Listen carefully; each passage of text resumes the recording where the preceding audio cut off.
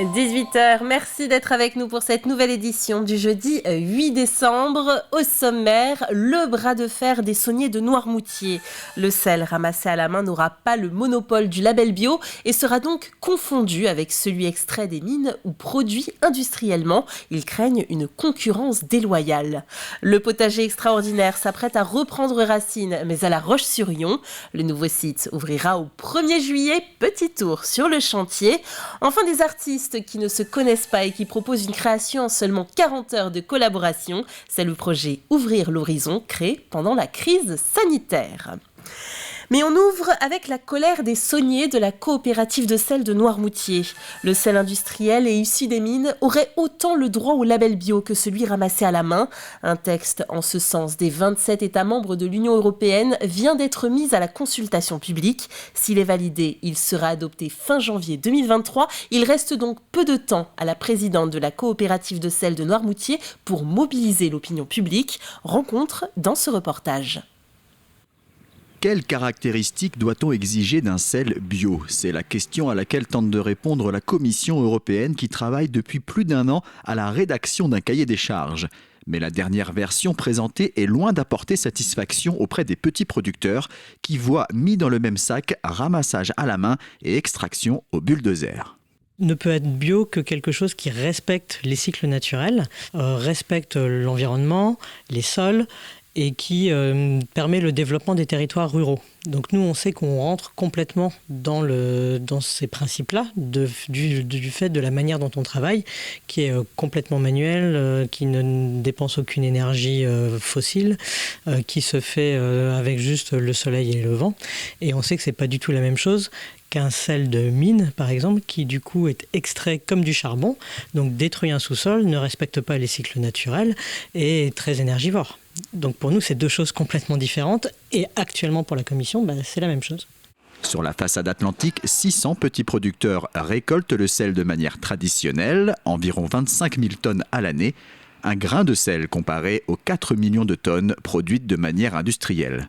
La grosse partie de ce que font les sels de mine, par exemple, c'est du sel qui de toute façon ne sert pas à la consommation humaine, qui sert à déverglacer les routes, qui sert à l'industrie pétrochimique. Donc pour eux, ce serait une aubaine de réussir à faire beaucoup de marge, à vendre du coup beaucoup plus cher du sel qui pour l'instant ils vendent à pas cher. Et c'est une concurrence déloyale pour nous, qui fait qu'ils vendraient moins cher du sel que le nôtre et avec le même tampon bio. À cela s'ajoute une dévaluation d'un label pourtant vertueux. La problématique, c'est d'être obligé de dire aux gens n'ayez pas confiance dans le label bio, alors que c'est pas du tout ce qu'on voudrait dire. Le label bio, en fait, c'est le seul élément qui nous permet de savoir un peu quelle est la différence entre une agriculture qui pourrait aller dans le bon sens par rapport aux enjeux environnementaux qu'on connaît. Et du coup, il faudrait que les gens puissent continuer à avoir confiance dans le bio. Et pour ça, il faudrait surtout pas que la Commission sorte un texte qui ressemble à rien, quoi. Le texte est maintenant mis à la consultation publique jusqu'au 4 janvier. Chacun peut y faire remonter ses remarques. À l'issue, les États membres et le Parlement européen choisiront d'adopter ou non le cahier des charges. L'avenir du sel bio est donc à présent entre les mains des consommateurs qui choisiront de s'emparer du sujet. Dans l'actualité également, le garage solidaire Méca Sud Vendée à Fontenay-le-Comte qui propose désormais des voitures à la location pour 1 € par jour. Un prêt à très bas prix destiné aux demandeurs d'emploi, aux bénéficiaires de minima sociaux ou encore aux saisonniers qui ont décroché un emploi ou une formation mais qui n'ont pas d'autre moyen de se déplacer que la voiture. Oui, Atelier Méca, c'est une plateforme mobilité. En fait, nous avons un garage solidaire qui permet aux personnes qui ont des difficultés financières de bénéficier à la fois de conseils, mais de tarifs spécifiques, s'ils sont orientés sur prescription des partenaires sociaux, c'est-à-dire nos partenaires habituels. Et là, donc, il y a un service de réparation, entretien de voitures, mais également un conseil mobilité avec un conseiller qui est là pour accompagner les personnes pour trouver une solution pérenne de mobilité, leur présenter les dispositifs déjà existants et les suivre dans la recherche de solutions. Nous proposons également de la location solidaire. Donc nous avons un parc de voitures de 10 véhicules et également une quinzaine de scooters. Et restons dans le sud Vendée avec ce lancement officiel hier soir de l'agence d'attractivité Vendée Grand Sud. C'est en fait l'union de 3 communautés de communes que sont Vendée-Sèvres-Autise, le pays de Fontenay-Vendée et celui de la Châtaigneraie qui se donnent pour objectif de renforcer l'attractivité de ce quart sud-est de la Vendée. Objectif, attirer de nouvelles entreprises sur le territoire et développer l'offre touristique ainsi que sa visibilité. Ludovic Ogbon, le maire de Fontenay-le-Comte, en a été élu président directeur général. C'est un potager initialement créé en 1995 par un passionné de cucurbitacées. Un potager extraordinaire qui a fermé ses portes aux achats il y a 4 ans et qui s'apprête à les rouvrir dans quelques mois à La Roche-sur-Yon. Le site de Beautour sera désormais sa nouvelle adresse. En attendant l'ouverture le 1er juillet prochain, jardinier et paysagiste s'affaire. Simon Philippot fait un point sur l'avancée des travaux. Au cœur du parc de Beautour, tout le monde s'affaire pour terminer le chantier du nouveau potager extraordinaire. Un chantier de 2 ans pour aménager le parc et repenser l'offre faite aux visiteurs. L'un des objectifs, c'était de conserver l'aspect sauvage initial du site. Donc on a intégré nos différents espaces plutôt sur des espaces qui étaient auparavant cultivés en agricole. C'était des champs de maïs quand on est arrivé. Donc plutôt dans cette notion toujours d'essayer de rajouter de la biodiversité plutôt que d'en enlever.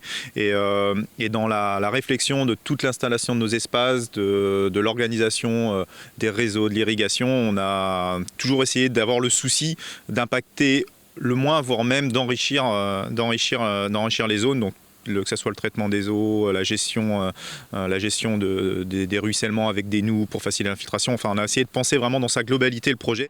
La pédagogie du site a été entièrement retravaillée pour inclure le plus possible les visiteurs. Il y aura une offre pour les tout-petits, donc par exemple un livret d'exploration, un petit jeu de piste à faire en famille pour les plus petits visiteurs. Il y aura bien évidemment, comme je disais tout à l'heure, des ateliers participatifs à faire en famille pour s'amuser, pour passer un beau moment en famille. Et il y aura aussi des visites commentées qui vont être à destination des initiés, des débutants et aussi des gens qui s'y connaissent déjà un peu et qui veulent pousser encore plus leurs connaissances au niveau du potager. Pour les professionnels du tourisme en visite sur le chantier, l'installation du potager extraordinaire dans l'agglomération lyonnaise est une excellente nouvelle, permettant d'étoffer l'offre touristique du territoire. Il y a un site de plus qui s'installe, un site qui va proposer un parcours, une immersion, une scénographie. On n'avait pas forcément de site qui proposait ces atouts-là sur le territoire. Donc c'est un réel plus. Je pense que les hébergeurs vont être ravis. On le constate, nous, on a de plus en plus de personnes qui dorment à La Roche-sur-Yon, on a de plus en plus de touristes. Donc effectivement, il va y avoir une véritable attractivité pour le territoire avec l'ouverture du potager. La nouvelle version du potager extraordinaire ouvrira ses portes le 1er juillet 2023 avec comme objectif d'accueillir 60 000 visiteurs contre 25 000 sur l'ancien site installé à la Motte-à-Char. Et nous vous parlions il y a peu du bus de Noël de l'agglomération de La Roche-sur-Yon. Du 7 au 26 novembre, il a sillonné les différentes communes pour collecter des jouets d'occasion au profit d'enfants défavorisés. Opération accomplie avec succès en cette 5e édition. Le bus a récupéré 3500 jouets, soit plus de 20 mètres cubes de dons. C'est 500 jouets de plus que l'an passé. Ils seront remis demain à 3 associations locales, la Croix-Rouge, Face Vendée et le Secours catholique, avant d'être distribués aux familles dans le besoin. Rassembler des professionnels du spectacle vivant qui ne se connaissent pas et leur faire monter une création collective en 40 heures montre en main. C'est le principe de l'association Ouvrir l'horizon, créée pendant la crise sanitaire. 5 nouvelles représentations dans le cadre de ce dispositif sont programmées en Vendée. Simon Philippot a assisté à une répétition. C'est dans une petite salle, à l'abri des regards, que Anne-Sophie Blanchet, Yulia Kakova et Gilles Martin effectuent leur répétition.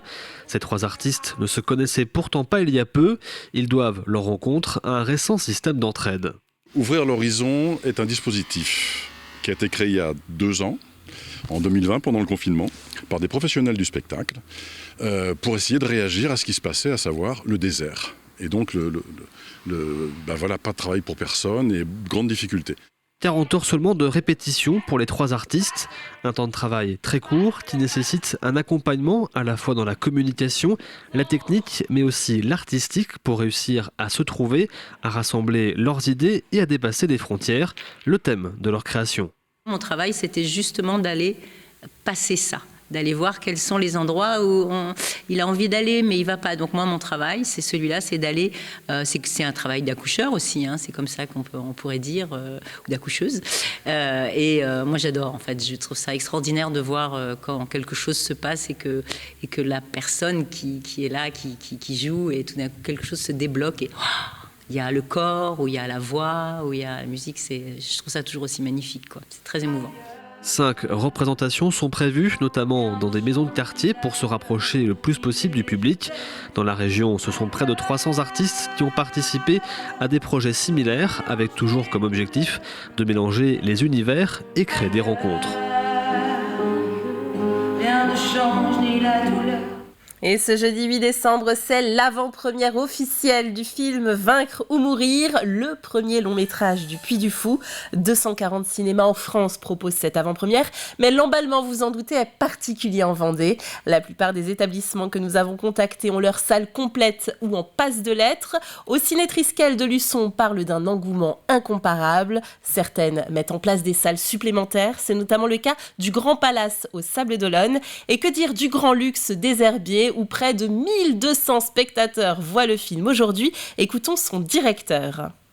Effectivement, le film sort seulement le 25 janvier 2023. Alors, c'est ce qui fait aussi l'attrait de cette avant-première et qui a sans doute expliqué ce succès de cette journée, avec près de 1200 spectateurs pour cette avant-première. Dès la séance de 14h l'après-midi, il y avait déjà 90 spectateurs. Et puis, il a fallu mettre 3 salles à 17h et puis 3 salles également à 20h pour accueillir le nombre de spectateurs qui souhaitaient voir ce film Vaincre ou mourir en avant-première. Et bonne séance à tous ces spectateurs. Il est l'heure de refermer ce journal. Merci de votre fidélité. On se retrouve demain à 12h30 pour une nouvelle édition. Passez une très belle soirée sur TV Vendée.